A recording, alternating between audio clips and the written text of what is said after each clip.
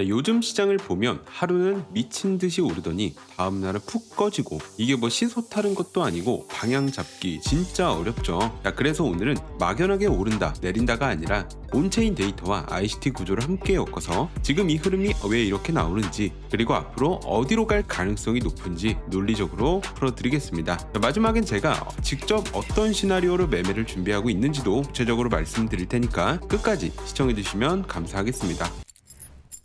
자, 먼저 지난 영상에서 저는 114K 구간을 단기 상승의 핵심 지지선으로 보고 이 자리를 지켜낸다면 116K 재돌파 가능성이 높다고 말씀드렸죠. 그리고 위쪽 115.5K, 116.3K 구간이 강한 저항 구간이라 돌파 여부가 단기 추세를 결정할 거라고도 했습니다. 자, 또 113.6K까지 한번 눌림이 나올 수 있다는 시나리오도 함께 말씀드렸는데 실제로 시장은 114K 구간을 살짝 깨려는 움직임을 보이다가 바로 회복을 했고 이후 매수세가 붙으면서 이전에 있던 고점을 다시 한번 테스트했습니다. 그 이후 상황은 이 텔레그램에서 이 116K 우선 돌파하면 단기 상승 구간이 나올 거고 또 위로 반등이 나왔을 때 이 121K만 돌파하면 신고가까지도 가능하다고 추가 브리핑을 드렸는데 말씀드린 대로 116K, 121K를 차례대로 돌파하면서 다시 한번 신고가를 갱신하는 모습까지 확인됐습니다. 그리고 현재는 123K 돌파 이후 잠시 힘을 조정하는 구간에 들어온 모습이고 위쪽에 있는 차익 매물과 차익 실현 물량이 일부 나오고 있지만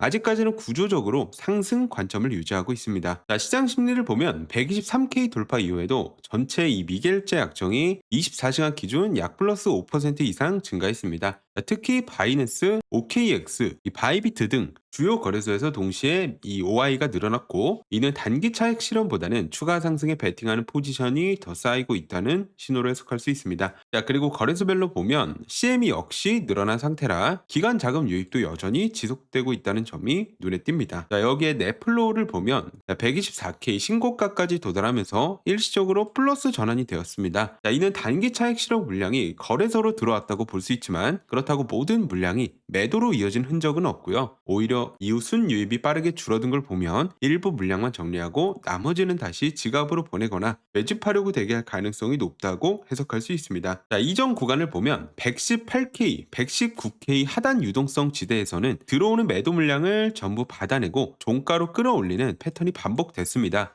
이는 단순히 하락 압력이 줄었다는 의미를 넘어 스마트머니가 아래쪽 매도 물량을 흡수하며 가격을 방어한 전형적인 매집 구간으로 해석되고요. MVRB만 봐도 단기 보유자들이 이미 수익권임에도 불구하고 가격이 눌릴 때 급격히 물량을 던지지 않고 있었습니다. 자, 오히려 오더블록 안쪽에서 매집이 이어지는 모습이 뚜렷했고 온체인에서는 공급 축소, 이 차트에서는 하단 물량 흡수가 동시에 확인됐습니다. 자, 이게 결국 123K 돌파와 신고가 형성의 기반이 됐다고 볼 수 있습니다. 이 ICT 관점에서도 이 아래쪽 유동성을 충분히 털어낸 뒤 위쪽에 있는 바이사이드 리퀴디티를 향해 가격을 밀어올린 전형적인 패턴이었고 그 결과 강한 모멘텀으로 돌파가 이어졌다라고 볼 수 있습니다. 이 차트를 보면 이런 구조가 뚜렷하게 나타나는데 자, 먼저 셀 사이드 리퀴디티 수입 즉 저점을 살짝 깨면서 하방 유동성을 싹 털어낸 뒤 이 물량을 매수로 전환했고 자, 바로 그 자리에서 이 초크가 나오며 구조 전환 신호가 발생했습니다. 자, 이후 반등이 이어지는 과정에서 이 116.6K, 117K 구간의 상승 FVG가 형성됐고 짧은 눌림이 나왔을 때 빠르게 리밸런싱하며 매수세가 살아있음을 확인시켜줬습니다. 특히 116.3K 구간은 피보나치 0.38이 와도 레벨이 겹치는 구간이기 때문에 구조상 꼭 지켜야 하는 핵심 지점이었고요. 자, 그 위에 118.8K 구간에 하락 오더블럭이 자리하고 있었고 당시 온체인 데이터를 보면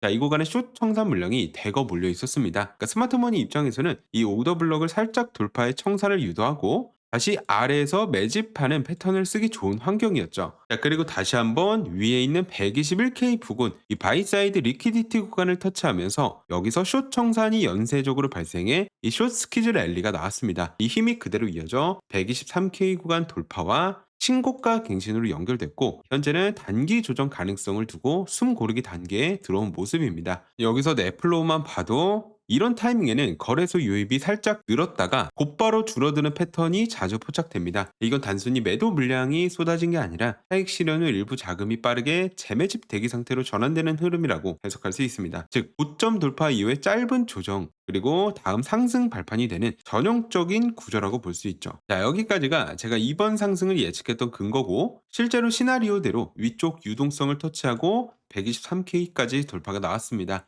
하지만 그렇다고 항상 위만 볼 수는 없습니다. 만약 이번 신고가 이후 조정이 깊어져서 당장 120K를 확실히 이탈하고 이 118K, 117K 초반 구간까지 밀린다면 상황은 달라질 수 있습니다. 이 구간은 ICT 구조상 이전에 형성된 핵심 매집대 구간이자 상승 전환 패턴이 무효화될 수 있는 경계선이기 때문에 만약 이런 흐름이 나온다면 파생 지표에서는 이 미결제 악정이 늘어나면서 펀딩비가 음수로 전환되고 아마 숏 포지션이 빠르게 쌓일 가능성이 큽니다. 또 네플로우 지표상 단기 물량이 한꺼번에 거래소로 들어오며 익절 손절 매물이 동시에 시장에 쏟아지는 이 패턴이 나올 수 있습니다. 자, 이렇게 차트 파생 온체인 지표가 동시에 하락 쪽으로 기울면 저는 과감히 상승 시나리오를 접고 관망으로 전환할 계획입니다. 자, 그리고 나서 방향이 명확히 잡히는 순간에만 다시 진입하는 게 맞다고 봅니다. 자, 그럼 현재 구간에서 어떻게 대응할 거냐? 에 대한 제 대답은 저는 이미 119K 초반 지지 구간에서 진입했던 단기 롱 포지션을 이 122K 부근까지 도달하면서 여기서 익절해둔 상태입니다. 자, 그리고 한 번 더 저항을 받고 조정이 나오는 구간에 이 재진입을 하려고 대기하고 있었는데 가격이 강하게 밀리지 않았고 오히려 이 매수세가 붙으면서 바로 123K를 돌파하면서 현재 단기 포지션은 무 포지션입니다. 자, 지금부터는 123K 돌파 이후 짧은 조정 구간을 관찰하면서 이 조정이 발생하고 121K 구간에서 지지를 받는다면 이쪽 구간을 저는 진입 구간으로 잡을 생각이고 최소 125K 구간까지는 확장 상승을 보는 시나리오를 열어둘 계획입니다. 자, 반대로 121K가 깨지고 120 초반으로 내려온다면 단기 매수세가 꺾일 가능성이 높기 때문에 이때는 재진입을 미루고 118K, 이 119K 주요 매집대 재테스트 여부를 보고 대응할 계획입니다. 즉 지금은 121K 구간 지지 확인 그리고 125K 구간 돌파 시도가 핵심 시나리오고 그 외 구간에서는 불필요한 진입 없이 관망할 계획입니다. 자, 그리고 영상 업로드 이후에 나오는 실시간 브리핑이나 단기 대응 전략은 제가 운영하는 텔레그램 관점방에서 지속 공유해드릴 예정입니다. 영상에서는 시간상 모든 시나리오를 다 담을 수 없기 때문에 실제 진입, 청산 타이밍, 구간별 반응에 따른 시나리오 전환 같은 디테일은 이 텔레그램 관점방에서 확인하시면 되고 이 고정 댓글에 입장 가능한 링크 있으니까 참고해 주시면 됩니다. 저는 개인적으로 아직까지 비트코인의 상승의 힘이 남아있다고 보고 최근 이더리움이 먼저 시동을 걸었기 때문에 다른 알트코인들도 순차적으로 따라올 가능성이 높다고 판단하고 있습니다. 혹시 저와 같은 생각이거나 반대로 다른 관점을 갖고 계시다면 댓글로 편하게 의견 남겨주세요. 여러분의 시각이 더해지면 시장을 보는 그림이 훨씬 다양해지고 그게 또 저한테도 좋은 공부가 될 수 있습니다. 자, 그럼 영상 여기서 마무리하고 다음 영상도 유익한 내용으로 찾아뵙겠습니다. 감사합니다.